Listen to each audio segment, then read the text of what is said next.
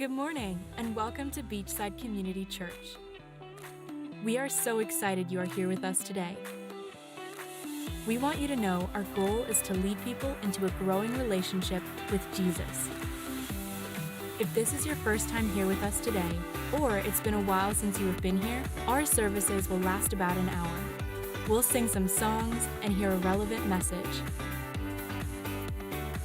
If you have any questions about Beachside, how to take a step to get involved, or how to join a group, please stop by our environment called the Gallery. And if you're watching online this morning, simply reach out in the chat and someone will be there to help. We know life can be messy, and we want to help. We have environments tailored to every age to help make faith practical. For our littlest kids, Wombaland is a safe environment designed specifically for preschoolers. Each week, your child will have a blast, sing songs, and learn more about the love of Jesus. We think Wombaland will be one of your kids' favorite places. If your kids are in kindergarten through 5th grade, Upstreet is the place for them. Together with the same group of friends and small group leaders, your kids will experience loud music, awesome Bible stories, and spend each month talking about one big idea. Plus, you'll get all the tools you need to keep the conversations going at home. Middle school can be tough, but transit gives your child a place to belong and a small group that believes in them. If you have a middle schooler in your family, make sure they check it every Sunday at 10:45 a.m. They'll play super fun games, hear an awesome message, and have meaningful conversations with peers and trusted adults as they learn to develop a faith of their own. And for high schoolers, there's Inside Out on Monday nights at 6 p.m. Students enjoy live music, practical teaching, and small groups with their peers and adult leaders who are there for them through all 4 years of high school. For high school students, we think Mondays are the best night of the week. And don't worry, adults, we have amazing opportunities for you as well. Whether you are a young adult, an empty nester, or a family of 7, there is a place for you. We hope that when you're ready, you'll take a next step to experience all that Beachside has to offer. The best way to do that is to join one of our volunteer teams. To learn more about all the opportunities to lead here at Beachside, you can stop by the Gallery, and someone will be there to assist you. Or you can visit beachsidecc.org and fill out a Connect form. As always, you can stay connected with everything that's going on here by downloading our app or by following us on social media. Thanks again for joining us, and welcome to Beachside Community Church.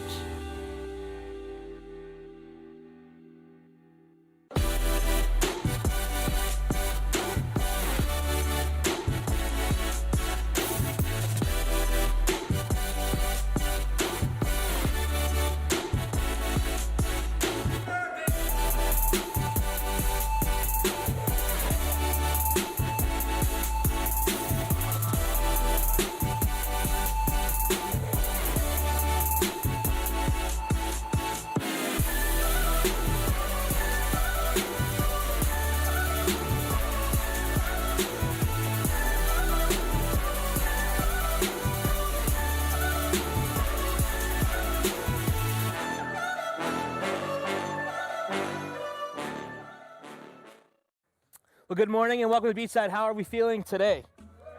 Yeah, you guys doing all right? Having a good week so far?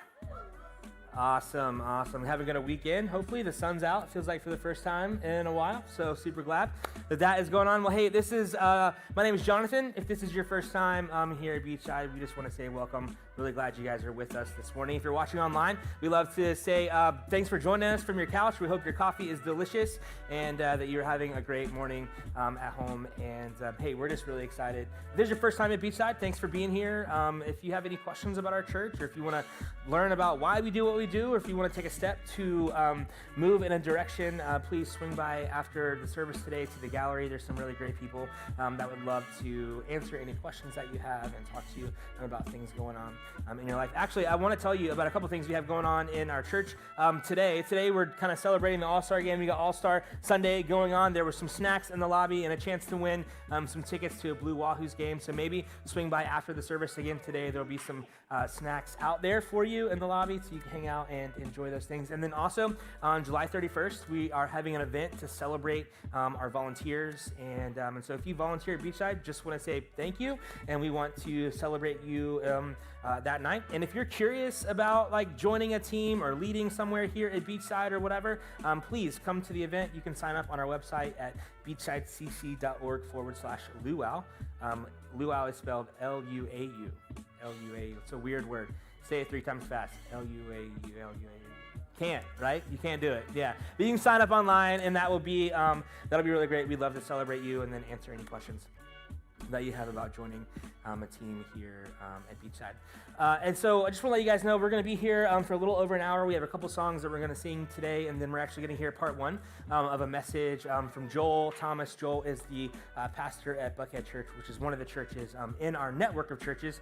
I'm really excited for you guys to hear it. It's called Navigating a Turnaround. So it's going to be really, really great. Why don't you guys stand up? We're actually going to sing some songs together. And before we get started, I just want to say we always invite people to stand and sing with us, which you can stand and get ready to sing with us now. We always invite people to stand and sing, and people always tell me like, why do you say stand and sing? And the reality is, like, if this is your first time at Beachside, or if you have questions about our church, or if you're just not sure about the whole Jesus thing, we want to invite you to sing with us. We believe that the words that we sing affect the lives that we lead, and so we would love to invite you to just sing with us. The words are going to be on the screen behind us. But here's the deal. If you've been coming to Beachside for a long time, if you consider yourself a Jesus follower, we're not just singing songs. Like, we don't just sing songs on Sunday morning. We believe that there was a man named Jesus who lived and breathed and died, and he came back to life, and he did it because he loves us. And so we don't just sing, like, we are responding to the act of Jesus by worshiping this morning.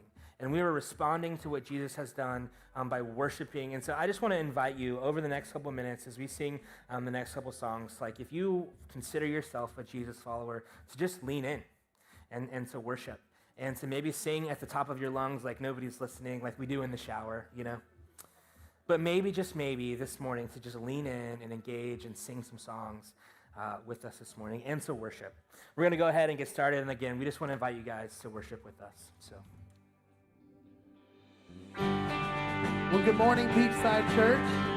We're thankful to be here. We're actually from Atlanta, so I see the Brave shirt right here. So we feel at home, but we're going to sing about a God who is limitless in power. He can do all things.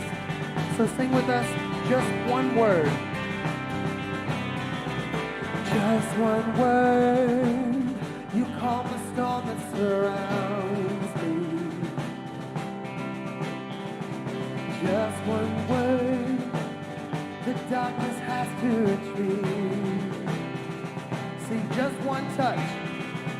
Just one touch, I feel the presence of heaven. Oh, just one touch, my eyes were open to see. My heart can't help but believe. There's nothing that our God can do.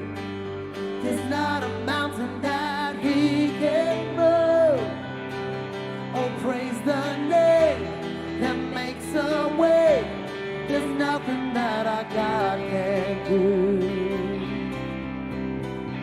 Just one word, you heal what's broken inside me. Just one word, and you revive every dream. Just one touch, I feel the power of heaven. Just one touch, I feel the power of heaven. Oh, just one touch, my eyes were open to see. My heart can't help but believe. There's nothing that our God can do. There's not a mountain that he can move. Oh, praise the name that makes a way. There's nothing that our God can do. There's nothing that our God can do.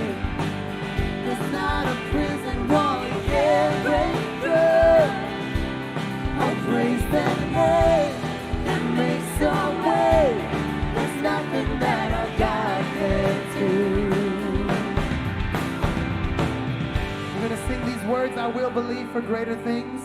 Let's put faith behind this song, knowing that God can do it.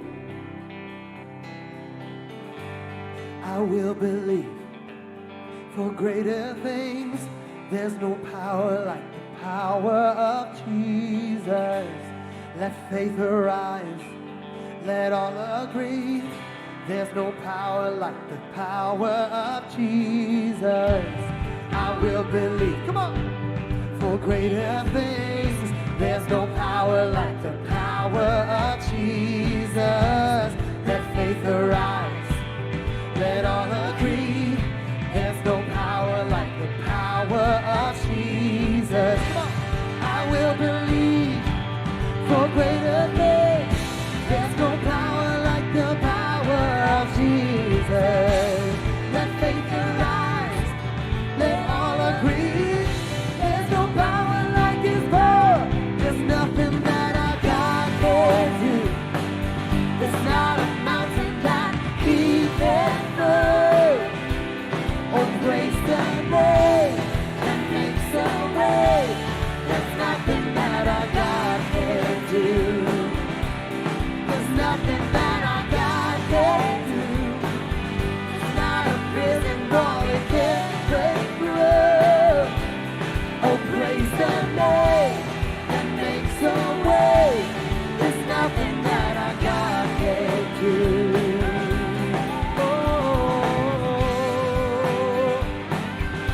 Oh, you always make a way. Nothing you can do.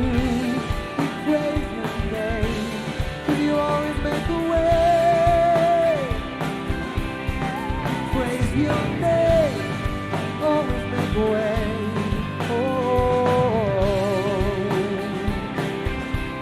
We praise your name, who makes a way. There's nothing that our God can do.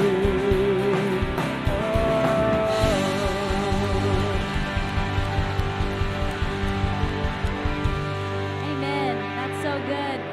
Something that helps me really believe that is just remembering and reflecting on what God has done in my life or what He's carried you through.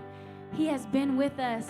He keeps His promise, which is He won't leave us. He is good. He is faithful. So sing this with us. Let this be your conversation with Him this morning. I love you, Lord. Oh, your mercy never fails me. All my days I've been held in your hands. From the moment that I wake up until I lay my head, oh, I will sing of the goodness of God. Oh, 'cause all my life you have been faithful. Yes, you have. And all my life you have been so, so good. With every breath that I am able, oh, I will sing of the goodness of God. I love your voice. You have led me through the fire. In darkest night, you are close like no other. I've known you as a father. I've known you as a friend. And I have lived in the goodness of God. Oh, 'cause all my life you have been faithful. Oh, and all my life you have been so, so good. With every breath that I am able, oh, I will sing of the goodness of God. Believe this. Your goodness is running after, it's running after me. Oh, your goodness is running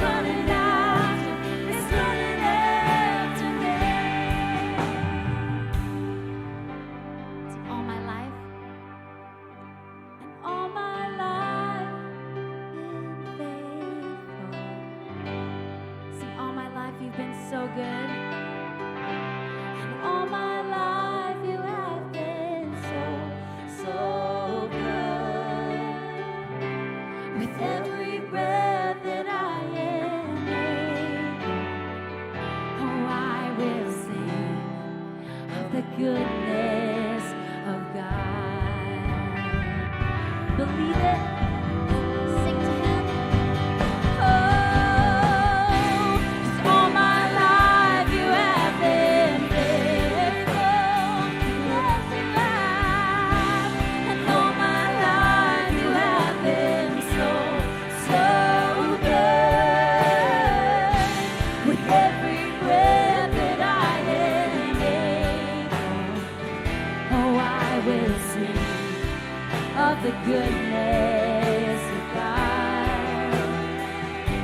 I will sing of the goodness of God.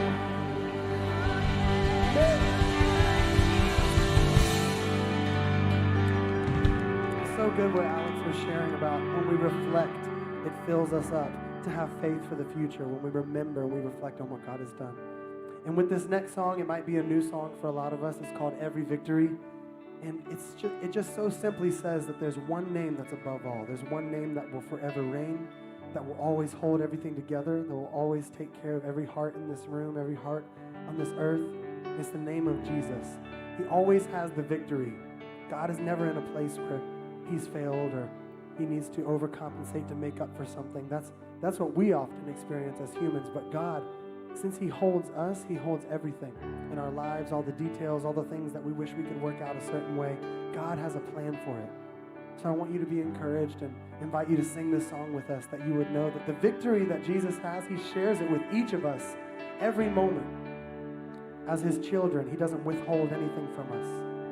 So let's sing this song in faith. Let's lift our eyes to Jesus, fix our gaze on who Jesus is, because he never disappoints us.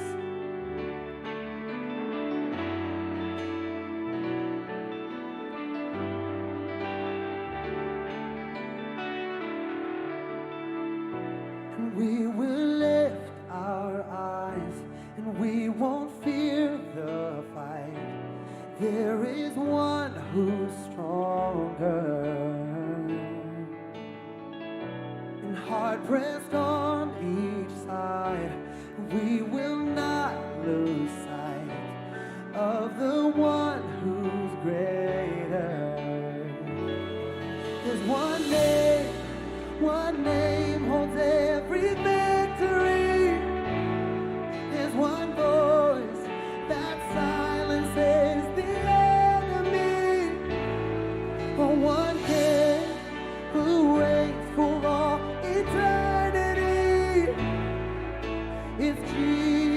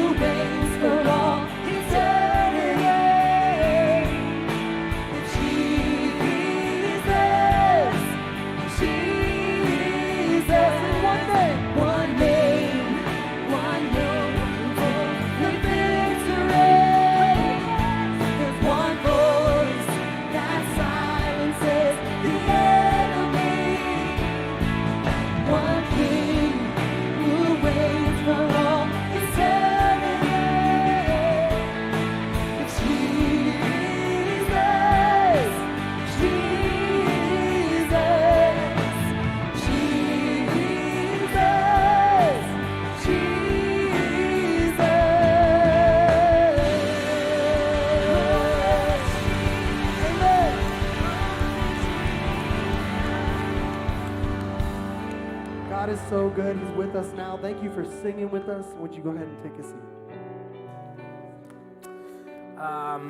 We do believe that there is one name that holds the victory. And what's awesome is through Jesus, we've been invited to participate in that victory with him. We get to share in that together with him because we believe that Jesus died on a cross and he came back to life and he's invited us into new life with him. And the victory, his victory, is our victory. And I don't know where you are in your life today. I don't know what you're struggling with. I don't know what you're going through. I don't know what you're dealing with. But just know there is hope because of Jesus. And there is victory because of Jesus. And again, I just want to say thank you to all of you guys who are here this morning. There's volunteer shirts in the room, and I love that. I love that there's people who give up their Sunday mornings to come and to lead students into a growing and families into a growing relationship with Jesus that can experience the victory of Jesus with us. And then there's so many of you partner with us financially. You have a plan to support Beachside as we continue to create amazing environments where we can teach people how Jesus has impacted us and impacted our lives. And then I think there might be somebody in the room this morning that this is your first time at Beachside, or you're new to faith, or you're coming back to the faith. You have a lot of doubts. You have a lot of questions. You have a lot of concerns. And maybe even you're deconstructing and reconstructing some things going on in your life. And we just want to say we're glad that you're here and welcome. We hope you feel welcomed and loved in this place. And we actually have an environment that I love. It's one of my favorite things we get to do at Beachside. It's called Starting Point. Starting Point is starting in just a few weeks, and really Starting Point is just a place for if you have questions about faith or you just need to kind of process some of these things, like please come and join a Starting Point group. There's some really great people who love to talk about all the things and answer all the questions, and it's just a really great place to start if you're coming back to faith or you're new to faith or whatever.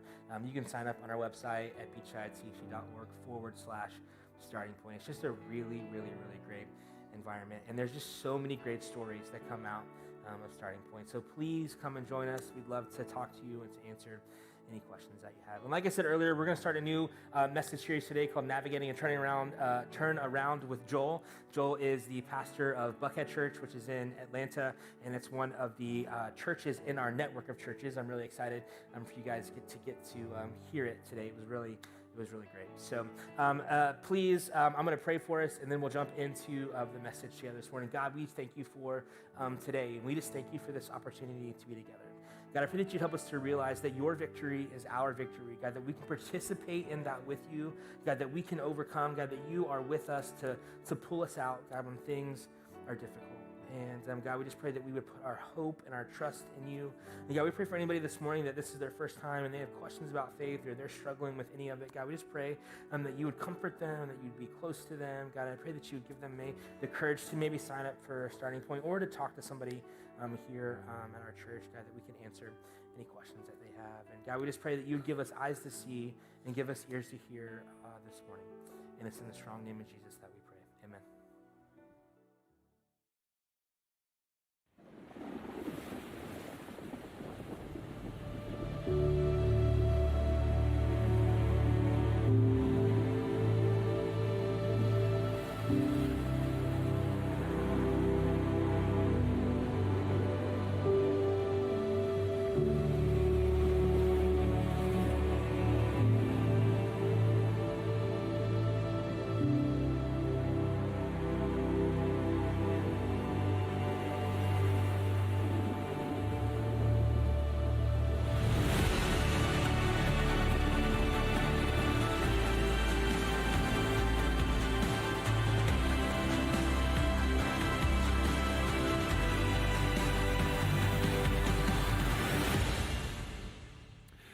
Well, it's a thrill to be here today. I want to first welcome all of our Atlanta area campuses, those of you in our Strategic Partnership Network that are joining us today. It's a thrill to have you with us and people around the world watching. I want to say hello to some of the finest people in our city down in Buckhead at Buckhead Church. Yeah, you guys can cheer for them. There's some of my people down there. In fact, my favorite people are down there today. My wife and kids are down there attending church. In fact, just real quick, how's it going down there this morning? You guys just let me know real quick.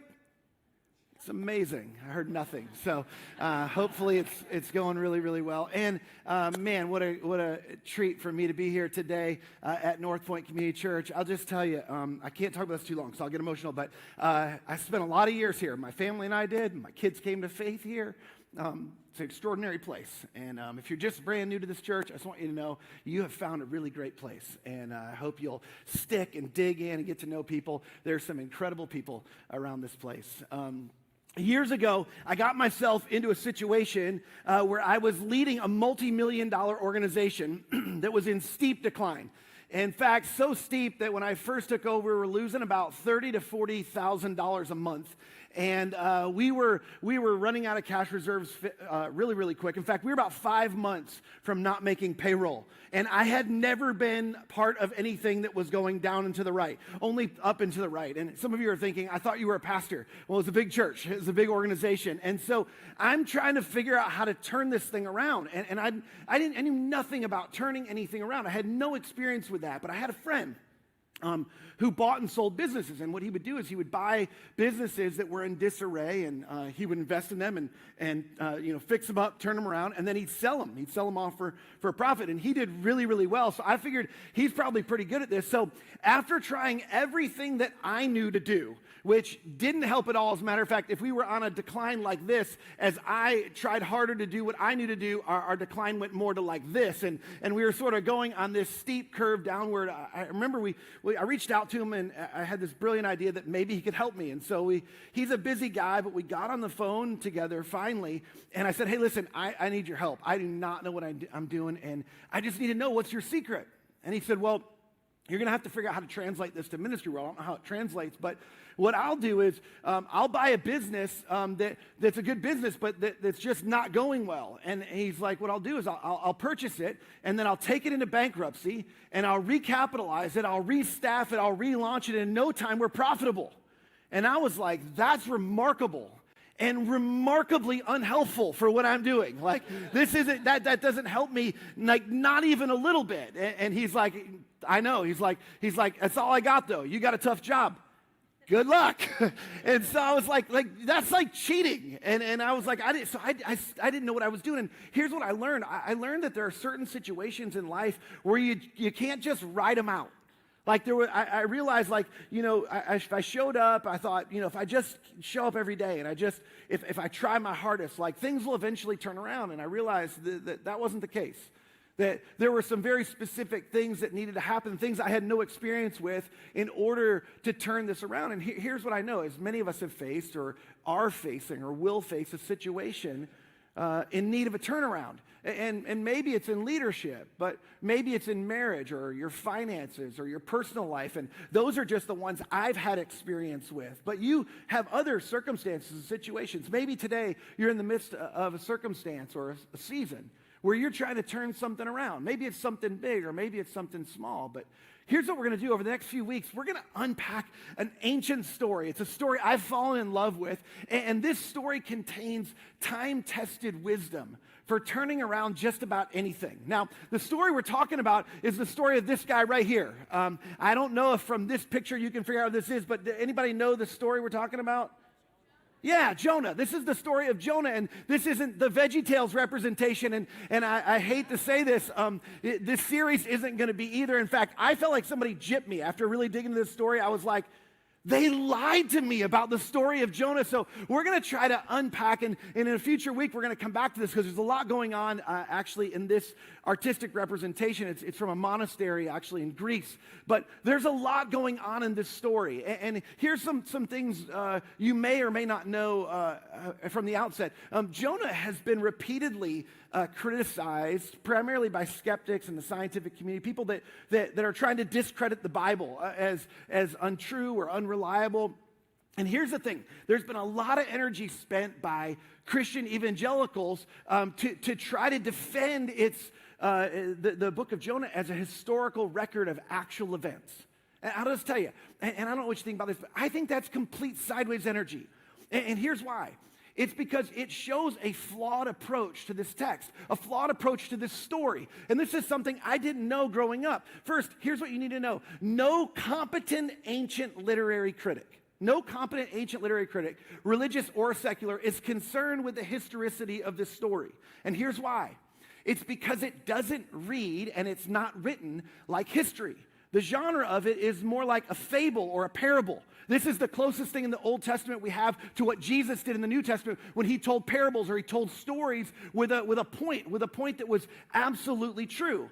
And if you're new to the Bible is full of different types of books. In fact, the Bible actually could be considered, instead of being a book, it's like a library of books that has many different literary forms in it. And this is one of them. And this fable specifically is actually satire in this story. And so you didn't know this because a lot of this is embedded in the Hebrew, and we're going to try and draw this out. But this satire in this story, the closest thing we have to it in our culture is SNL. I don't know if anybody watches SNL. If you do watch SNL, just stick on. Andy comes on right after SNL every week. It's awesome. So if you miss church, you can just watch him after SNL. But this is what this story is, and this is so important as we're launching into this. This story is a humorous portrayal of something as ridiculous in order to embarrass, humble, discredit, or correct. This is what's happening in this story. As a matter of fact, this story is extraordinarily unbelievable. Don't be threatened by that. It's because that's the literary style. It's sort of absurd. And as we're going to discover in the next few weeks, the least unbelievable part of it about the story is the part about the fish.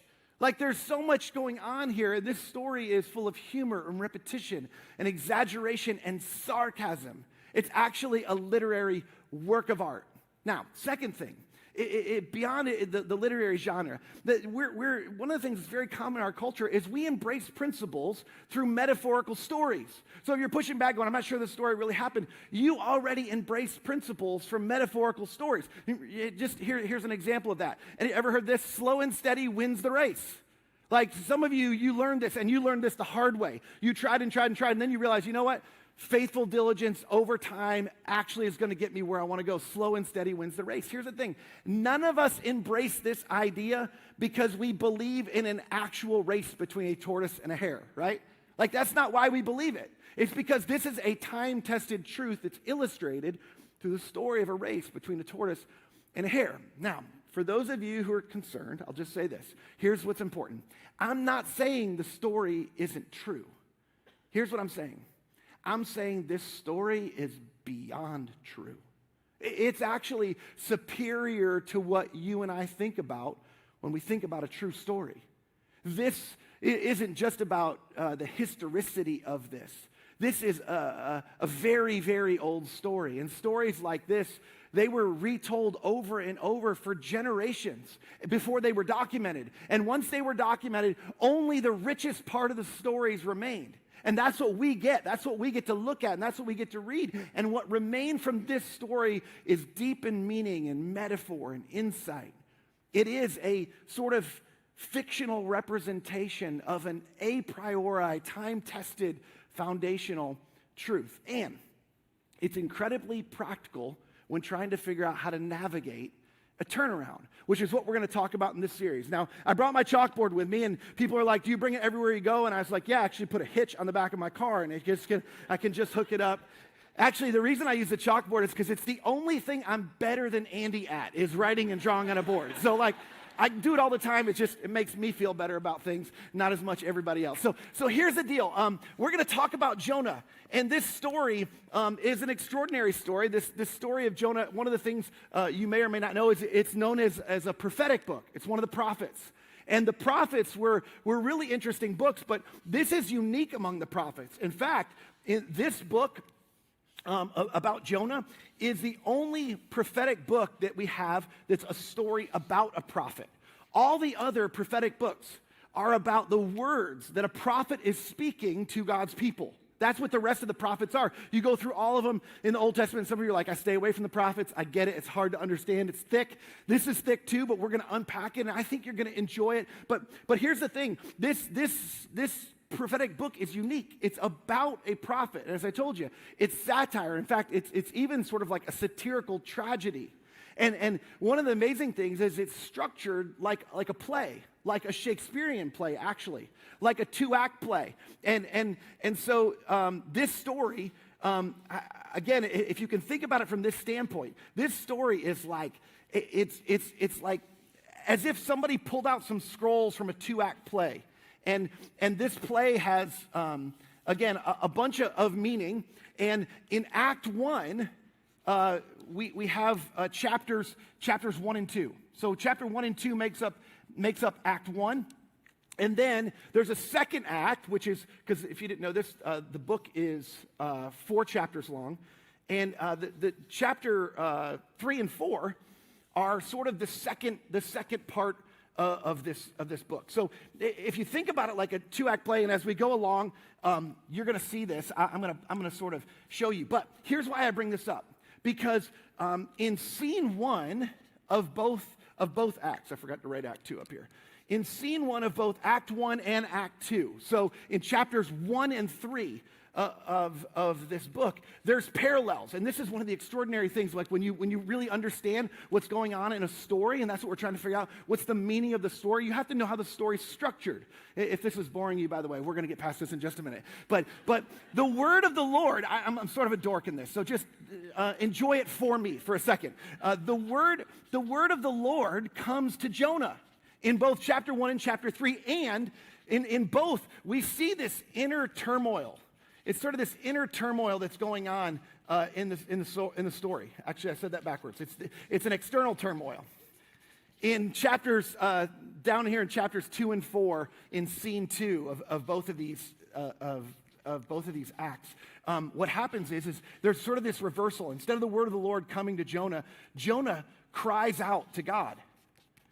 And there's this internal turmoil. So there's an external turmoil in scene 1 of both acts, and in scene 2, there's this internal turmoil. So here's what we're going to do today, and don't let this offend you if you sort of don't like this language, but I want us to understand where we are in the story. So today, we're going to talk about Act 1 and scene 1 of Jonah.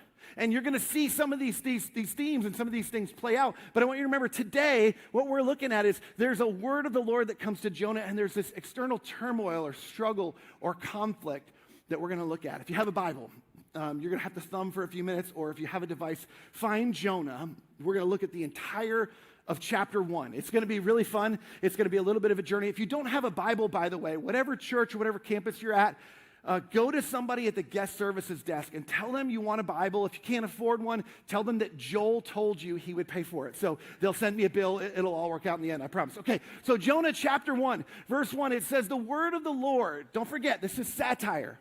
The word of the Lord came to Jonah, son of Amittai, to which you should laugh. If the Hebrew crowd was watching this play, this is a play, they would all laugh. And here's why, because Jonah actually means dove, and it represents peace or innocence.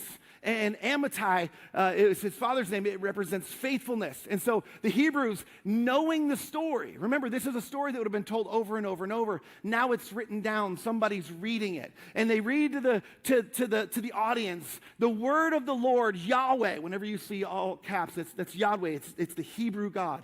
The word of Yahweh, the Hebrew God, came to peaceful innocence, son of faithfulness. And anybody who knows the story just starts to chuckle. They're like, this is clearly sarcasm. It's incredibly sarcastic.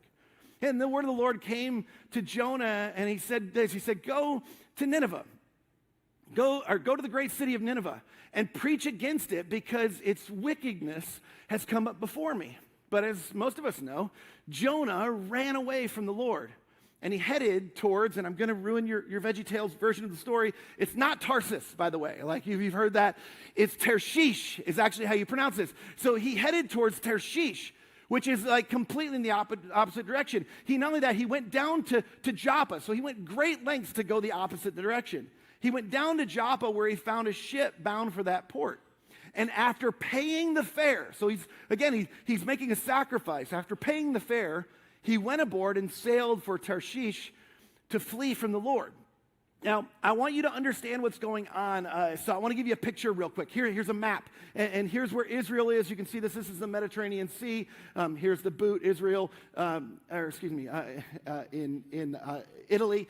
And then here's Spain, Greece. You get the whole deal. So here's Israel. And the reason he says he goes down to Joppa is because Joppa is actually down here in the southern part of Israel. And now he's down in Joppa, and the Lord's told him to go to Nineveh, which actually Nineveh is sort of northeast from there. It's about 500 miles northeast. And instead of going to Nineveh, he decides he's going to go to this port city down in Joppa, and he's going to head towards Tarshish, which is 2,500 miles in the other direction. Like it's not even close to where it's going. It's like, hey, I want you to go across the street. And it's like, no, I'm going to go to the next state, like the other direction. Like that's sort of what's going on. Now, Jonah gets a bad rap, by the way, for like disobeying God. But I want to put this like sort of in human context a little bit. Like what you don't know is he would have been a patriot to his countrymen. The other Israelites would have been like, heck no, do not go warn those people. Let God wipe them out. The reason is in 2 Kings, this is also in your Bible, there's a story during the time of Jonah. Jonah was a historical figure. And during the time of Jonah, the Assyrians were the known rulers of the world. And Nineveh was the center of the Assyrian Empire.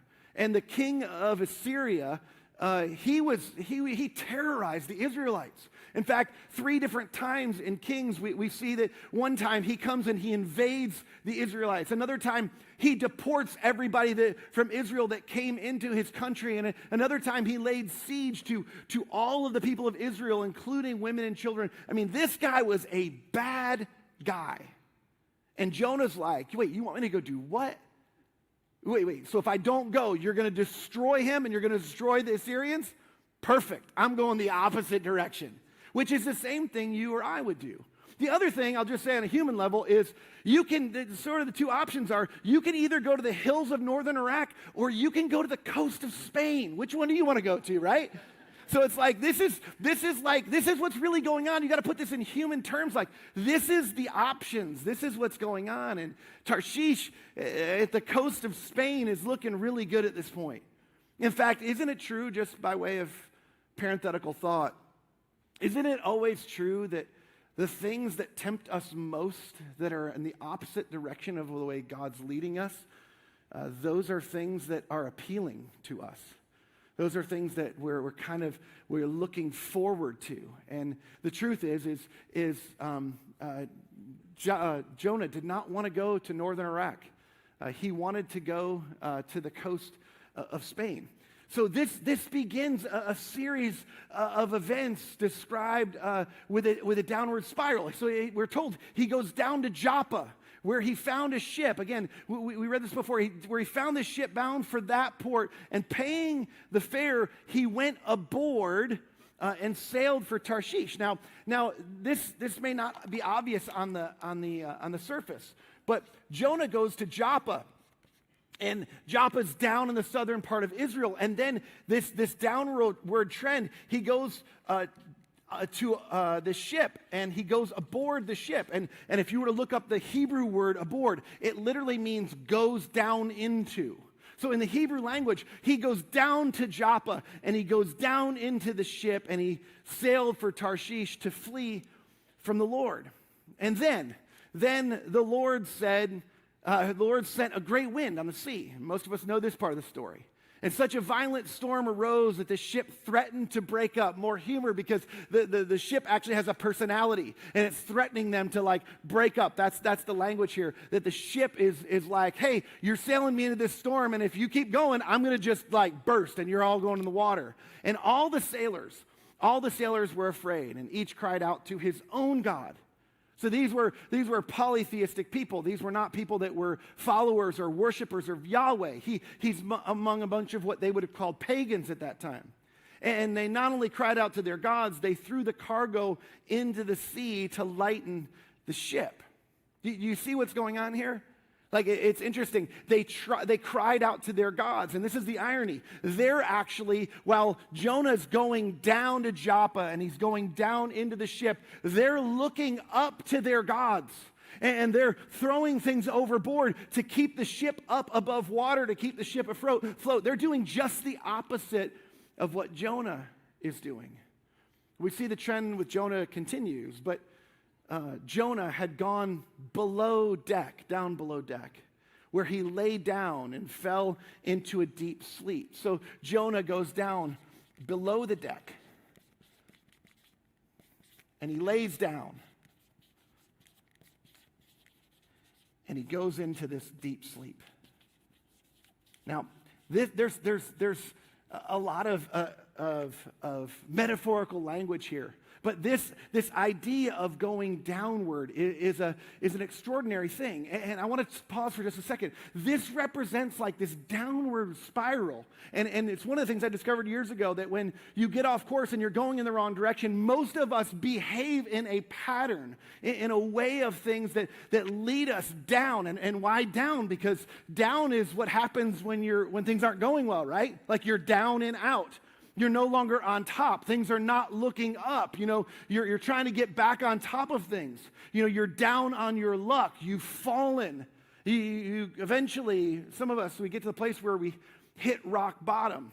And the pattern is something like this. Like the words I would use to describe this is, and what's happening with Jonah is he's defied what he's supposed to be doing or what he ought to be doing. He's not doing what he should be doing, what he's responsible for. And this is usually where it starts. It's like, I'm not doing what I ought to be doing, or I'm doing something I know I ought not to be doing. And that's what's going on with him. And he decides, instead of following God, he's going to try to go his own way. And so he goes down to Joppa, and he goes down into this ship. And instead of walking to Nineveh, he's going to head towards Tarshish, and he gets on this boat, and he's going to try a different direction. He thinks, and I know this is none of you, but he thinks he knows better of what he should do with his life, or better for what should happen to these other people. And so he's going to try his own way, not God's way. And then he goes down below the deck. I think he has a sense that things are not going to go well.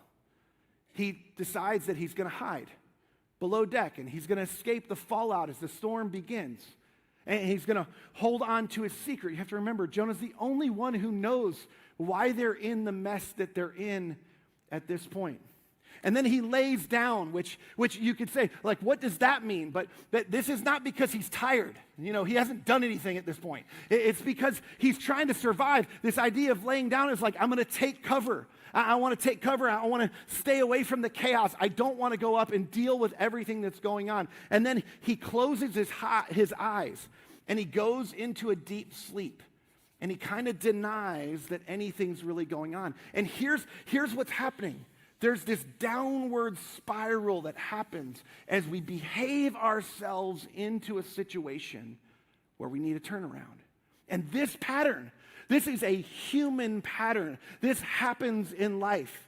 It happens because things happen to us in life. It happens because we get tempted into things. It happens because we're afraid of things. There's all manner of reasons. Like, I don't think Jonah woke up one day and said, I think I'm going to go in this downward spiral and destroy my life and cause chaos for people around me.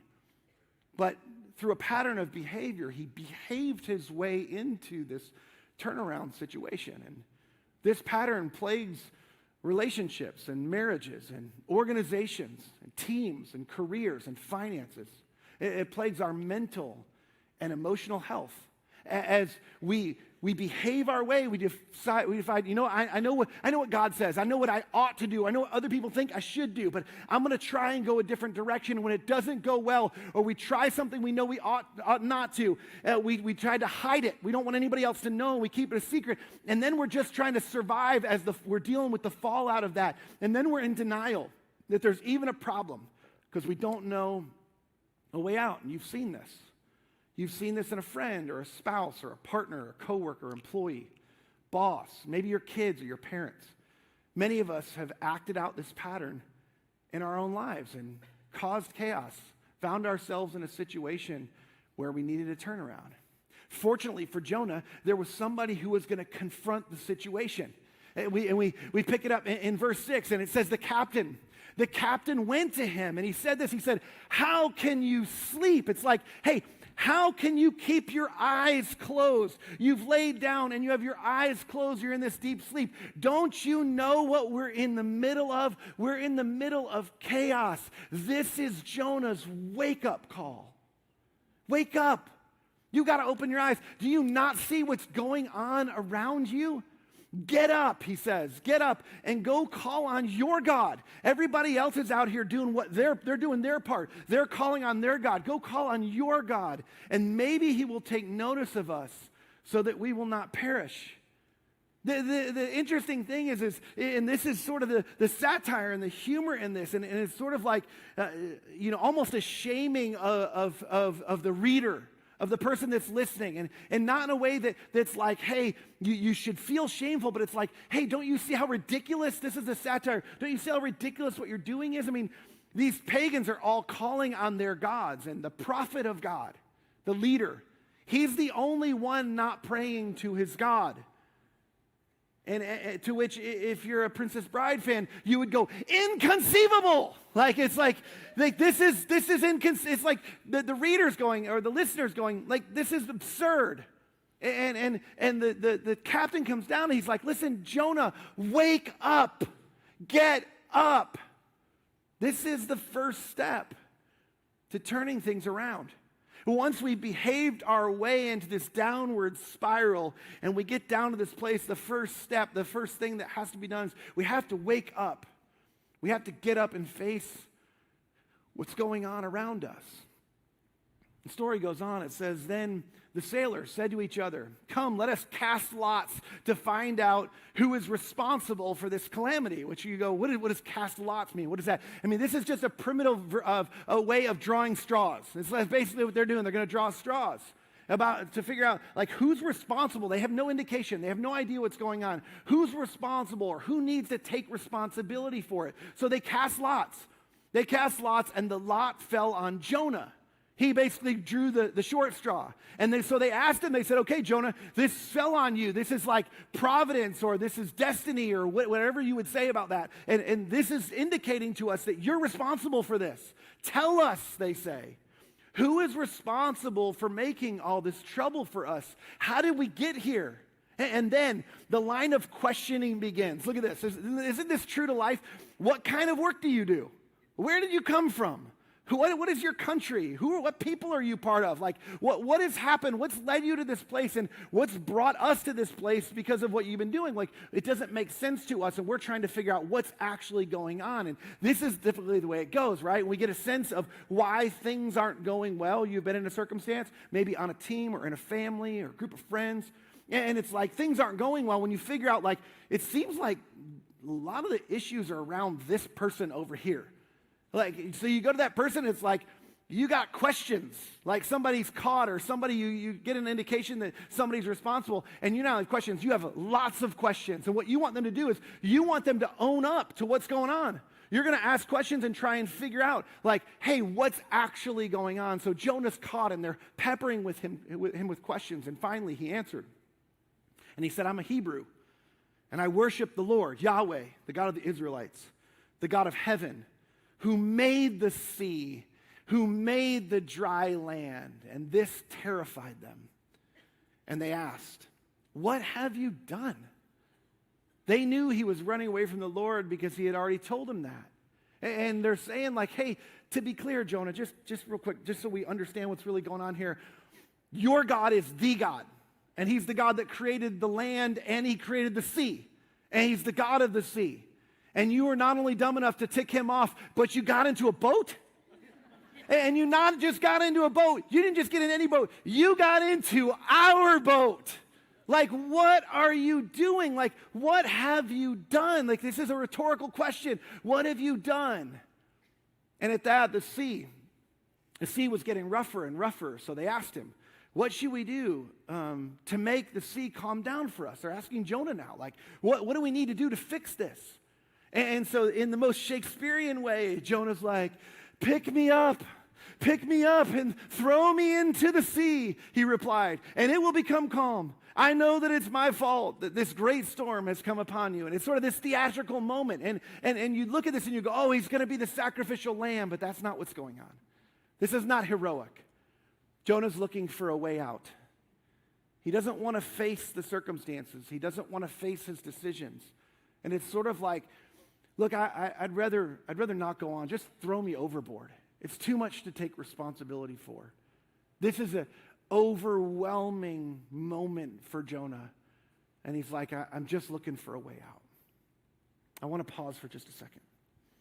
Because somebody who's here or watching online or at another church, another campus, today you feel the weight of this. Likely you're carrying a burden alone. You know something that's created some chaos around you, and it feels terrible. Like it feels terrible to carry that weight. And I want you to look at me real quick. I just want you to look at me now. I want to tell you something. I want you to know we prayed for you this week. We did. We prayed that you would be here and that you would be listening, that you would be watching this. And it's no accident. I believe it's by the providence and the kindness of God that you're here. And if I could be so forward, I believe that what God's saying to you is, it's time. It's time for a turnaround. It's time to turn things around, and I'm inviting you and offering to help you navigate this turnaround before the storm gets so vicious that it takes you, maybe not just you, but other people around you out. So I want you to know I've been thinking about you, and I've been praying for you. And I want you to know there's other people around you who don't want the worst for you. As a matter of fact, that's what happened in Jonah's story. It said instead the men did their best to row back to the land, but they could not, for the sea grew even wilder than before. Then they cried out to the Lord, "Please, Lord, do not let us die for taking this man's life. Do not hold us accountable for killing an innocent man, for you, Lord, have done as you pleased." So these polytheistic non-Israelites are trying to discern what God's wanting to do. And they're like, if we got it wrong, God, if we're not doing what we ought to do, please have mercy on us. To the best of our understanding, we think you want us to throw this guy overboard. But if not, help us, be merciful to us if we misunderstood. Then they took Jonah and they threw him overboard, and the raging sea grew calm. And at this, the men greatly feared the Lord, not their God, the God of the Israelites, Jonah's God. They turned toward the Lord, Yahweh, the God of the Israelites, and they offered a sacrifice to the Lord and made vows to him. So they worshiped. So this bunch of pagans have their come to Jesus moment in the midst of the prophet screwing up his life. Like, that's the satire of the situation. Like, this is what's happening. Nobody's behaving as they ought to. That's the absurdity of this. But this is what God does when we choose to do what we ought to, even if it's just the right next step, like he does for these worshipers, like he does for these men on this boat. God rescues them, and they worship him. And this is the first step to a turnaround. It always begins with the reversal of the pattern that we're in the middle of. This reversal. See, originally we're experiencing this downward trend, and like this is the pattern of behavior. But the first step to turning anything around and heading the other direction is the very first thing we have to do is step one is to wake up. And this is when the captain came to Jonah. He said, "You got to wake up. You got to open your eyes to what's really going on." And then the second thing he says, go call on your God. I want you to look up. I want you to wake up, and I want you to look up towards your God. Because if you look up towards your God, you're going to get a real honest picture of what's really going on. Because we can convince ourselves of anything. You can open your eyes and you can see what's going on, and you can explain it any way you want. But he said, wake up, and you need to look up to God to discover what's really going on, and then you need to own up. You need to take ownership for what's really going on in your life. You need to stop hiding. You need to be honest about what's really going on. And I'll just tell you, this is a really scary thing, but here's why this is the first step, is because you can't figure out where you need to go until you figure out where you are. And a real honest picture of where you are. You can't turn something around to the right direction until you figure out what direction you're headed in and why you're headed in that direction. So here's my question. What do you need to wake up to? As we sort of move towards some application of this, like it may be something bigger, it may be something small, but maybe there's something in your life that's just not going the way it ought to be going. It's going in the wrong direction. What have you not been doing that you ought to? Or what have you been doing that you know you ought not to be doing? Maybe you've been acting unethically or immorally for your own personal gain or because of your fear of failure. Maybe you've been engaging in a relationship with someone or something that's leading you in the wrong direction. Maybe you've been medicating or escaping through an unhealthy habit or vice. About a decade ago, a friend of mine called me on the phone. I was actually out back of my house grilling on my big green egg. And my friend Holly called me. And Holly called me and she said, hey, you got a minute to talk? I said, sure, what's up? And she said, hey, I need your help.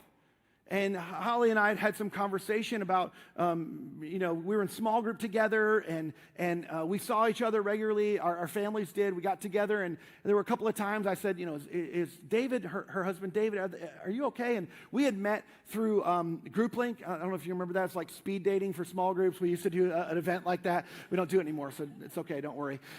But we got it. We actually found each other through that group, and we became really good friends. And I just noticed his behavior was off a little bit, and I mentioned it. And then she called me and she goes, hey, I think I know what's going on. I need your help. I need you to come over so I can confront David. He's on his way home. And it's really like I need to have like an intervention sort of thing with him.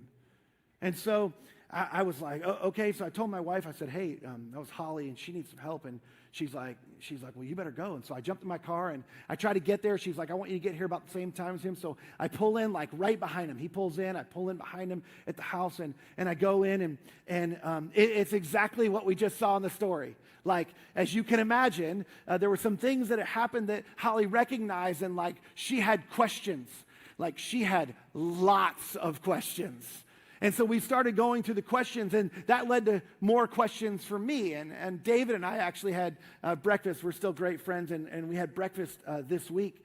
And he said that was the longest 3 hours of my life that night, as you guys just drilled me with question after question after question. Here's what happened. David knew he was caught. He knew he was found out. Here's the thing I think David felt in that moment, though. I don't think he thought he was caught. Like being caught by somebody who wants something like bad for you. Holly knew he was in trouble. And she knew he was falling and he needed to be caught.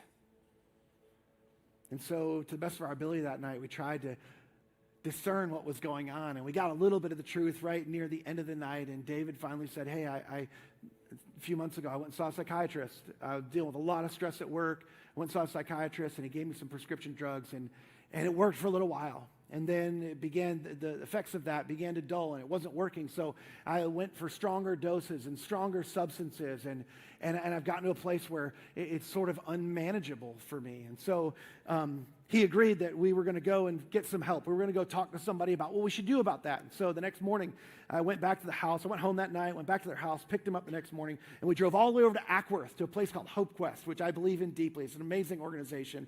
We went to Hope Quest, and we sat down with one of the therapists there. And he had lots of questions, and I discovered this sickness, this disease, had a stronger hold on David than he even realized, or any of us realized.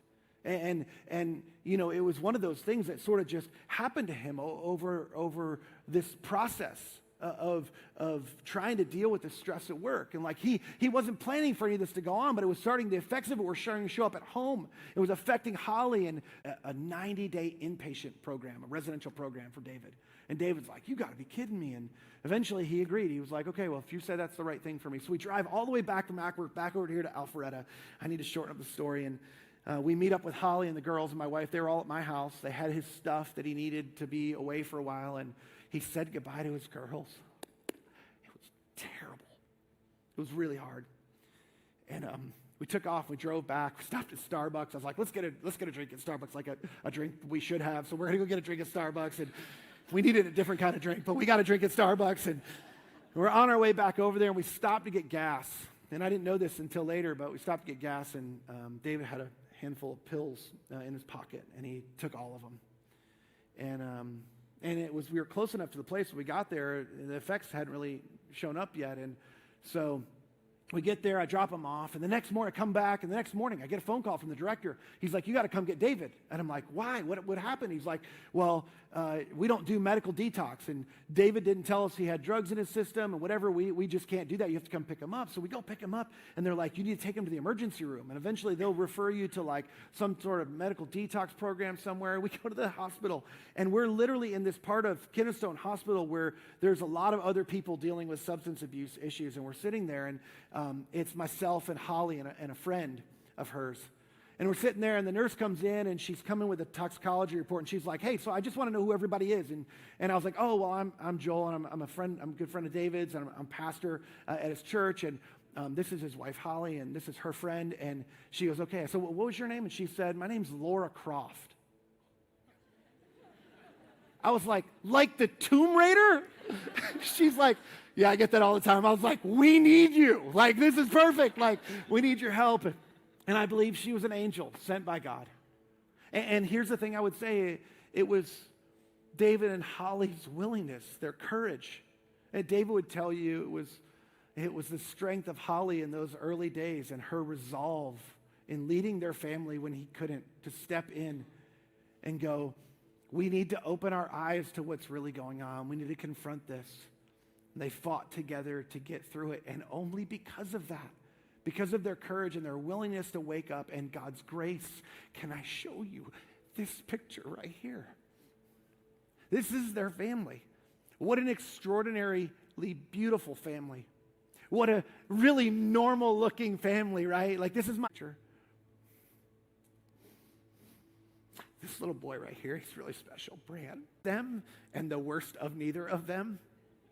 This little boy wouldn't exist if they hadn't woken up to what's really going on. See, here's what you don't know. This first step is scary. You know, maybe if it's not as scary if you're dealing with something smaller, but if you're dealing with something bigger and you've been behaving into this for a long time, this can be really terrifying. But I'll tell you, anybody who's ever woken up and spoke up, that's woken up, who's looked up to God to say, I need your help, I need understanding, I want to own up to what's really going on. Anybody who's ever done that before, they would tell you it's absolutely worth it. You can't possibly imagine the goodness and the beauty that God has for you on the other side of you choosing to open your eyes to the truth of what's really going on. This is the first step.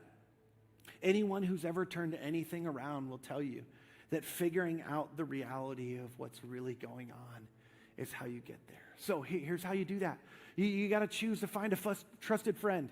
And maybe you can't unpack all of it right now. Maybe you don't even all know all what's going on. But you need to open your eyes and you need to look up to God and go, God, help me to say this out. Help me to own this to at least one other person. I want your help in articulating out loud the best I know where I've gone wrong, where I'm doing what I ought not to be doing. That's led me into this situation of a turnaround. I'll just tell you, if you're somebody who's here today and you don't have a trusted friend, or maybe you're not even ready, here's what I want to do. I want to give you even easier, a lower rung step, because I want you to take a step today. You can text the word turnaround to 51255. And anonymously, you can tell us what's going on. We have a prayer team at our church, a whole prayer team that would love to pray for you, that God would help you discover how to lead your way out of this situation, how to navigate your turnaround. The truth is you'll get a link from this, and you can fill out a form. You can tell us what's going on. And for the next 7 days, we're just going to pray for you. Every day, there's going to be a group of people that are interceding, that are asking God to help you in the midst of what you're in. Look, here's the thing. You may not be in Jonah's shoes today, but also somebody in your life might be. And they might need you to be the captain to help them wake up to the storm that they're headed into. So, if it's you, take a step today. Talk to somebody. Send a text message. If it's not, you see somebody headed towards a storm, take a step today. Reach out to them. Call out to them. Try to help them to wake up and to get up. I promise you, it'll be worth it. Let me pray for you. God, I pray for somebody who's here today, or somebody who's sitting next to somebody today, or somebody who has a close friend or family member today that's in the midst of a situation at work.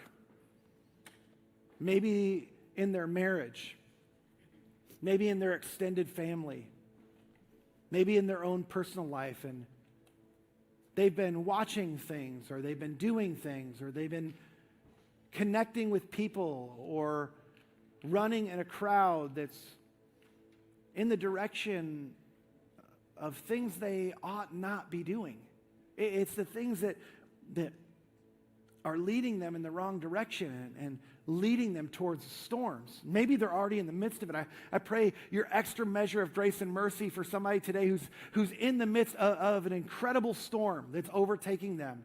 And this storm is something that they can't see a way out of. They can't see a way they're going to survive this. And they're literally trying to survive, and they're hiding, and they're denying that anything's wrong or anything's going on because they can't imagine it coming to light because they can't see a way out. God, I just pray for just a few seconds of insane courage for them today.